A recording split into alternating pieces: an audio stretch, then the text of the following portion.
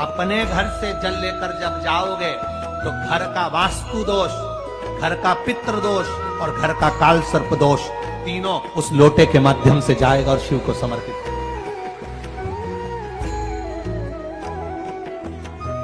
आज फिर निवेदन करूंगा, इस नेपाल देश की पावन धरा से डोलेश्वर महादेव की कथा में निवेदन करना चाहूंगा, जो बेटा बेटी नौकरी के लिए अप्लाई कर रहे हैं, जो बेटा बेटी चाहे सरकारी नौकरी हो, प्राइवेट नौकरी हो, सर्विस के लिए अप्लाई कर रहे हैं, उन बेटा बेटियों से निवेदन है, दुर्वा शिव जी को समर्पित कर कर केवल दूब जानते हो ना, दुर्वा सब जानते हैं, दुबा जो माला पिनाई थी उसमें बहुत सारी लगी थी,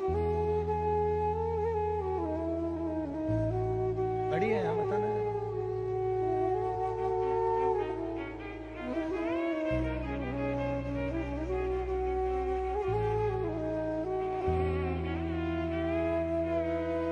दुर्वा,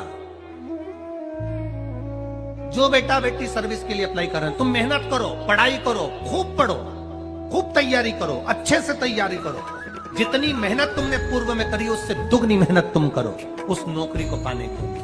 और साथ में जब एग्जाम के लिए जाओ, कहीं इंटरव्यू देने के लिए जाओ, दुर्वा शिव जी को, इस दुर्वा का जो डंडी का मुख है ये अशोक सुंदरी वाली जगह, फिर समझ लीजिए जैसे ये शिवलिंग, ये गोल जलाधारी, यहाँ से पानी नीचे गिरता है, बीच में अशोक सुंदरी का स्थान होता है, तो ये जो दुर्वा हम चढ़ाएंगे तो इसका डंडी का मुख शिवलिंग के ऊपर चढ़ाएंगे तो ये शिवलिंग पर डंडी की जो भाग है वो अशोक सुंदरी की ओर हो गया और ये भाग इस ओर होगा।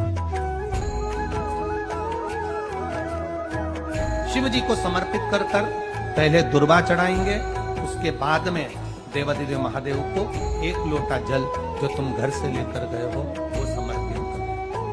3 महीना लगातार अपनी पढ़ाई की मेहनत करो, अपने इंटरव्यू की मेहनत करो और खूब अच्छा पढ़कर साथ में एक लोटा जल और दुर्वा, शिव जी को भले 10 दुर्वा की जगह केवल एक दुर्वा चढ़ाओ, चढ़ाकर जल चढ़ाना, 3 महीने तक लगातार बाबा से प्रार्थना करना। विश्वास कहता है अगला पत्र तुम्हारा व्यासपीठ पर होगा, नौकरी निश्चित। आप करो मेहनत, कर्म करने में पीछे मत हटना, पढ़ने में पीछे मत हटना, विद्या अध्ययन करने में पीछे मत हटना, अच्छी एजुकेशन पाने में पीछे मत हटना, पहले मेहनत अपनी करो। पूर्व में जो इंटरव्यू दिए हैं उसमें जितनी कमी रह गई, अगली कमी को पूर्ण करने के लिए अच्छी मेहनत करो, खूब पढ़ो, खूब अच्छे से विद्या अध्ययन करो और फिर बाबा पर समर्पित होकर, बाबा पर विश्वास कर कर, भरोसा पूरा कर कर जाना। इंटरव्यू देते समय अपना विल पावर मजबूत होना चाहिए कि मेरे साथ मेरा काल अधिपति महाकाल है, अब निकल कर मानो। हम दुकान खोलते हैं, कपड़े की दुकान खोल रहे हैं, किराने की दुकान खोल रहे हैं, लोहे की दुकान खोल रहे हैं, भंगार की दुकान खोल रहे हैं, किराना की दुकान खोल रहा है, पान की दुकान खोल रहा है। हम दुकान खोलते हैं पर दुकान खोलने से पहले तुम्हारे 2 मन हो जाते हैं, चलेगी कि नहीं चलेगी, खोल तो लूंगी, चलेगी कि नहीं चलेगी। जिस दिन तुम दुकान खोलो 1 महीने पहले, 2 महीने पहले, 3 महीने पहले बाबा को दुर्वा चढ़ाकर एक लोटा जल चढ़ाकर नियम बनाकर जाना, 3 महीने बाद मैं दुकान खोल रही हूँ, 2 महीने बाद मैं दुकान खोल रही हूँ और मेरा विश्वास कहता है दुकान चलेगी। जिस दिन तुमने विचार कर लिया कि दुकान चलेगी कि नहीं चलेगी तो वो नहीं चलेगी। जिस दिन तुमने विचार कर लिया कि दुकान खोल रही हूँ, मेहनत करूंगी, दिल से करूंगी, भले मेरे पास ज्यादा माल नहीं है, जितना माल खरीद के लाऊंगी उतना बेच कर बताऊंगी क्योंकि मेरे साथ काल अधिपति महाकाल है, तो वो चलेगी। विश्वास दृढ़ करो, भरोसा पक्का करो। जिस दिन तुम्हारा विश्वास दृढ़ हो गया उस दिन तुम विजय हो गए, उस दिन तुम आनंदता में हो गए। बच्चों का विल पावर कमजोर हो रहा है, दोस्त कह देते हैं सीए की पढ़ाई बहुत कठिन है, इंजीनियरिंग की पढ़ाई बहुत कठिन है, डॉक्टर की पढ़ाई बहुत कठिन है। साथ वाले ऐसे मत ढूंढना जो तुम्हारा विल पावर कमजोर कर दे। ये वाली फैक्ट्री खोलेंगे तो हो सकता है नुकसान हो जाए, इसलिए ये फैक्ट्री खोलने का मन नहीं हो रहा है। फैक्ट्री का सेटअप जम गया, सब कुछ जम गया, और मालूम पड़े, विचार करा कौन चलाएगा, कैसे होगा, कैसे चलेगी, तो वो फैक्ट्री कभी नहीं चलेगी। तुमने सोच लिया कि अपने क्षेत्र में नहीं है, मेहनत करूंगा, 4 चांद लगाऊंगा, कहीं पर भी जाऊंगा, पर जीत कर बताऊंगा, तो वो फैक्ट्री भी भग दौड़ेगी। निश्चितता है आपका विल पावर कमजोर नहीं होना चाहिए। आप कैसे कमजोर हो जाओ? शंकर भगवान का भक्त कभी कमजोर नहीं पड़ता, शिव का भक्त कभी कमजोर नहीं पड़ता। आप उतनी मेहनत कौन करें? जिसके घर में 20 साल संतान नहीं हुई, जिसके घर में 10 साल संतान नहीं हुई, जिसके घर में 17 साल, 18 साल, 25 साल, 30 साल संतान नहीं हुई, डॉक्टरों ने कह दिया था औलाद नहीं होगी। चाहते तो विल पावर मजबूत हो जाता, कमजोर हो गया, विचार कर लिया संतान नहीं होगी, सब दूर दिखाया संतान नहीं होगी, आखिरी में तुमने विश्वास पक्का कर लिया कि टीवी पर कथा सुनी, शिव पुराण में कहा होगा। जब उसको भगवान ने 17 साल में संतान दी है, तो मुझे तो 4 साल शादी के हुए हैं, 5 साल हुए हैं, मेरा बाबा मेरी झोली भरेगा। विल पावर मजबूत हुआ और बाबा ने औलाद दे दी। तुम विश्वास पक्का करो, दड़ी बनाओ, अपने विश्वास को दड़ी बनाओ। जिस दिन तुम्हारा विश्वास दड़ी हो गया, उस दिन तुम्हें कहीं डोलना नहीं पड़ेगा। शंकर तुम्हारे साथ में कदम से कदम मिलाकर चलेगा। दुकान डालो, चाहे फैक्ट्री डालो, चाहे व्यापार करो, चाहे पढ़ाई करो, दिल से करो, खूब दमदारी से उतरो। उसके बाद में फिर शिव जी पर एक बेल पत्र या एक, जम के बोलो, क्या ये दुर्वा, एक दुर्वा, सबसे पहली दुर्वा, सबसे पहली दुर्वा गणेश जी को, और सबसे पहली दुर्वा शंकर जी को किसने समर्पित करी थी? किसने दी? कौन का विल पावर कमजोर हो गया था? कौन का विल पावर कमजोर हो गया था? कौन अपने आप को कमजोर समझने लगा था? कौन था जिसके पास सब कुछ था और उसके बाद भी उसका मन उदास हो गया था? वो था कुबेर, धनपति कुबेर, जिसके पास में सत्ता की कमी नहीं थी, बेबहू की कमी नहीं थी, धन की कमी नहीं थी, संपदा की कमी नहीं थी। वो कुबेर जो एक जगह बैठ जाए तो लोगों का कुबेर का भंडार भर दे। वो कुबेर का जब खजाना कम हुआ, भंडारा कम हुआ, अंत में उसकी आंख से जब आंसू बहा, तब कुबेर एक दुर्वा लेकर महादेव के पास पहुंचा, और महादेव ने एक दुर्वा लेकर रिद्धि सिद्धि के हाथ गणेश जी के पास पहुंचाया। कुबेर से कहा, तू अपनी मेहनत कर, तूने दुर्वा दी है, ये दुर्वा तुझे वापिस कुबेर अधिपति बनाकर छोड़ेगी। और छोड़ा। एक दुर्वा में वो बल होता है जो उसके विल पावर को मजबूत कर देती, संपदा को मजबूत कर देती, उसकी सत्ता को मजबूत कर देती, उसके बेबहू को मजबूत कर देती।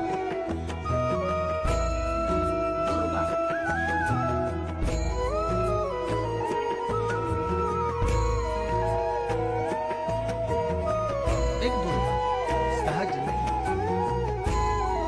दुर्वा पीछे देखोगे तो डंडी एक है, देख रहे हो आप लोग?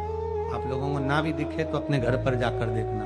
पीछे से देखोगे तो दुर्वा की डंडी एक है, आगे से देखोगे तो उसकी किनारियां 4-5 पत्तियां निकली हुई होती हैं। अर्थात एक रास्ता अगर दुर्वा का बंद होता है तो दूसरे रास्ते को दुर्वा खोल देती है, दूसरा बंद होता है तो तीसरे को खोल देती है, तीसरा बंद होता है तो चौथे को खोल देती है, चौथा बंद होता है तो 5वें को खोल देती है। दुर्वा में वो बल होता है जो महादेव को हम जब अशोक सुंदरी की ओर डंडी का मुख कर कर, पत्तियों का मुख इधर कर कर, शिव को समर्पित कर कर, एक लोटा जल जब बाबा को हम समर्पित करते हैं दिल से, 3 महीना लगातार आनंद के साथ। हाँ, बीच में रजो धर्म आ जाए तो आप लोग उस समय मंदिर में नहीं जाते, नहीं चढ़ाते, उस समय छोड़ दो, पर अपने भावों से बाबा को समर्पित करो। नवयुवक बेटे बेटियां भी शिव जी पर जल चढ़ाओ,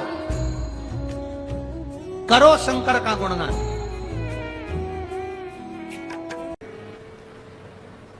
कहीं बैठी हो तो हाथ हिलाओ। हाँ दिख गए, ठीक है, ऐसे हाथ हिला दो एक बार, ठीक है। सोममता अतुल सिंह चौहान, भड़गांव, जिला जलगांव। मैं शिव महापुराण को नमन करती हूं। पहली बार एक दिन की कथा मैंने मालेगांव में सुनी थी। पहले तो मैं टीवी पर कथा सुनती थी। गुरुदेव कथा में बताते हैं कि कथा स्थल की रज महत्वपूर्ण होती है। हमने पहले भी आप लोगों को कहा, जब यहां से जाते हो ये मिट्टी, जब आप आरती कर कर यहां से निकल कर जाओ, कर्पूर गौरम होने के बाद जब जाओ, पूरी कथा सुनो। बीच में जाने का भी मौका लगे तो प्रयास करो कि मैं बीच में नहीं जाऊं। 3 घंटे की कथा सुनकर रज को अपने शरीर पर लगाकर जब हम जाते हैं तो ना जाने कितने रोगों से हम दूर हो जाते हैं, क्योंकि हम नहीं कर रहे। आपके पास में अगर गीता प्रेस गोरखपुर की शिव महापुराण की कथा हो, गीता प्रेस गोरखपुर की अगर पुराण हो, तो उस पुराण को पढ़कर देखना। शिव महापुराण के विद्येश्वर संहिता में लिखा है, भोलेनाथ जी माता पार्वती जी से कहते हैं, तुमरुका जी चंचुला देवी से कहते हैं, सुनो वेद व्यास जी अपने भक्तों से कहते हैं, सुनो चंचुला, जहां शिव महापुराण की कथा होती है वो भूमि भूमि नहीं रहती। 12 ज्योतिर्लिंग, सारे तीर्थ और कैलाश पर्वत 5 दिन और 7 दिन वहां निवास करते हैं। गुरुदेव मेरी सासू मां पैर की अकड़ के कारण चल नहीं पाती थी, पलंग से उठ नहीं पाती थी। वो पलंग पर ही रहती थी, बिस्तर उनसे नहीं छूटा। सालों हो गए थे गुरुदेव, डॉक्टरों का इलाज कराते रहे, मालिश करते रहे, पर उससे भी कभी पांव में उनको आराम नहीं मिला। वो पलंग पर ही अपना जीवन निकालती थी। मैं जब पहली बार जलगांव की कथा सुनने आई तो वहां से थोड़ी सी मिट्टी वहां से उठा कर ले गई और बाबा को प्रणाम कर कर लेकर मैं वो मिट्टी अपने घर पर पहुंची। मेरी सास मुझसे पूछी, तू कथा सुनी आई? मैंने कहा, क्या लेकर आई? मैंने कहा, ये मिट्टी लेकर आई हूं। कल से अपन दवाई नहीं लेंगे और इस मिट्टी को शरीर पर लगाएंगे। मेरी सास ने शरीर पर मिट्टी लगाना प्रारंभ करा और मैं बाबा को नमन करने के लिए आई हूं। जो मेरी सास इतने सालों से पलंग पर पड़ी थी, वो सास आज मेरी पैदल चल सकती है और मंदिर तक जाकर लोटा भर जल चढ़ा सकती है। मैं शिव को नमन करने आई।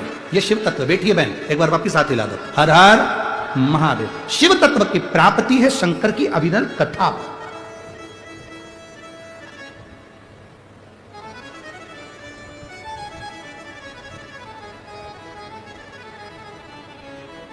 बाबा मैं तेरी हवा बिच उड़ती जावांगी, बाबा डोर हथों छड़ी कटी जावांगी। भोले मैं तेरी शंभो मैं तेरी। क्या देते हैं शिव? उद्दालक ऋषि, जिनकी कन्या सुजाता, उसने सुना कि शंकर भगवान पर जल चढ़ाने से रोग का निवारण होता है। सुजाता ने अपने मन में यह बात रख ली। उद्दालक ऋषि ने विचार करा कि मेरी बेटी का विवाह किसके साथ करूं। इतने सारे शिष्य थे, उसमें से एक शिष्य तक कहोद ऋषि के साथ सुजाता का विवाह कर दिया। सुजाता और कहोद दोनों साथ रहने लगे। बेटी ने अपने पिता के बतलाए हुए ज्ञान को इतना धारण कर लिया था, सुजाता ने इतना ज्ञान को धारण कर लिया था, इतना धारण कर लिया था कि उसका जो गर्भ ठहरा, गर्भ में जो बच्चा था, जब कहोद ऋषि सुजाता का पति जब कहीं अपने ससुर के कहने पर, जब ससुर आते नहीं आश्रम को संभालने के लिए, विद्यार्थियों को पढ़ाने के लिए, और कह देते कहोद जाओ आज तुम शिष्यों को पढ़ाओ, तो कहोद ऋषि जब अपने शिष्यों को पढ़ाते ससुर के कहने पर, तो जो धर्म पत्नी थी उसके गर्भ में जो बच्चा था, कहोद ऋषि एक श्लोक बोल दिए। श्लोक जैसे ही बोला तो गर्भ का बच्चा बोला कि ये श्लोक गलत है, इसको सही करो। गर्भ का बच्चा बोलता है ये श्लोक गलत है, इसको सही करो। कहोद ऋषि को क्रोध आ गया। अपनी पत्नी को घूर कर देखा क्रोध में कि मेरे पत्नी के गर्भ में जो बच्चा है वो भीतर से बोल रहा है। कहोद ऋषि को क्रोध आया और हाथ में जल लेकर उसने श्राप दे दिया कि मेरी पत्नी के गर्भ में जो बच्चा है वो विकलांग पैदा हो।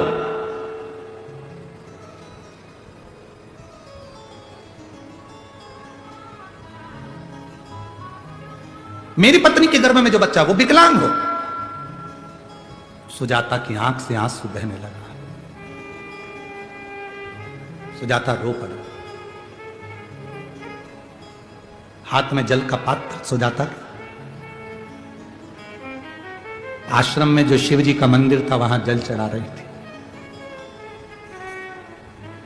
नैनों से जल बह रहा था। बाबा, दूसरे से क्या आस रखूं, मेरे पति ने मुझे श्राप दे दिया कि तेरे गर्भ में जो बच्चा है वो विकलांग पैदा हो।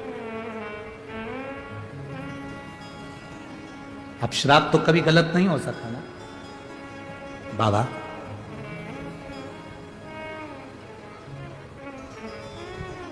अब आपको संभालना है, जल चढ़ाती आचमन कर लो।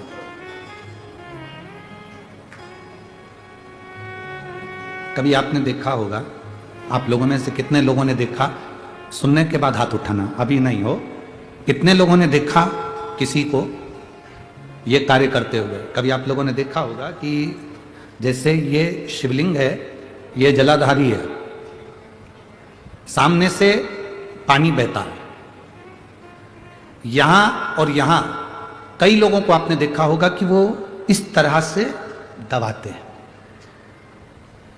जो शिवलिंग है, शिवलिंग जलाधारी, यहां से पानी बहता है, ये गोल, और यहां पानी अपन चढ़ाते हैं तो पानी बहकर इधर निकलता। तो ये जो चरण जैसे बने, आप लोगों ने कई भक्तों को देखा होगा कि वो जल चढ़ाने के बाद वहां ऐसे ऐसे शिव जी के उन भाग को दबाते हैं। आप लोगों में से किसी ने देखा है कभी? शिव कृपा करें।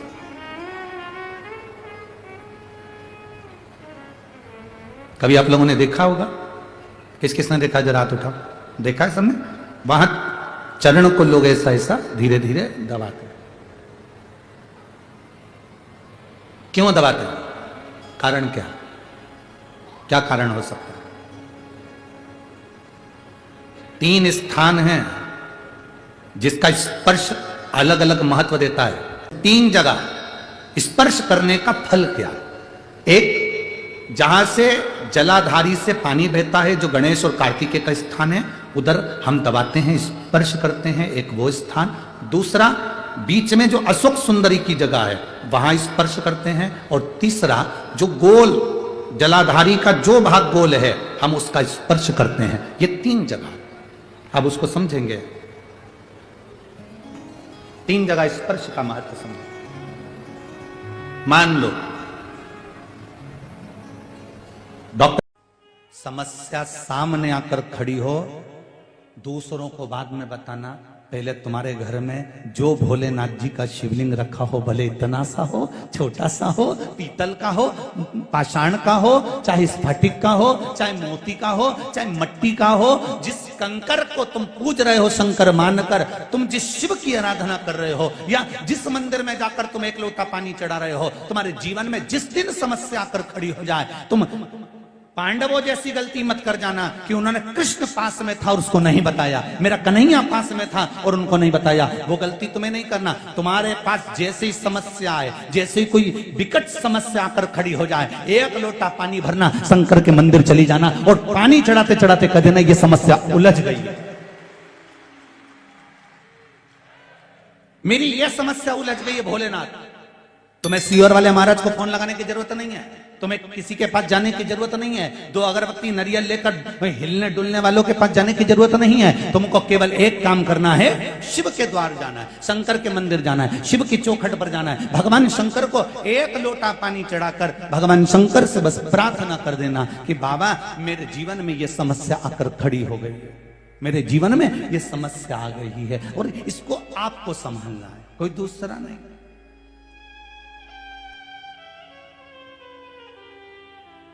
पांडवों ने गलती कर दी और देखो भगवान कृष्ण 4 बार पूछ रहे हैं, बोलो पांडव, एक युधिष्ठिर बोल क्या हो गया? कुछ नहीं स्वामी, कुछ नहीं, कुछ नहीं। मां अपने बेटे का मुख देखकर पहचान जाती है, बाप अपने पुत्र का चेहरा देखकर पहचान जाता है कि आज कहीं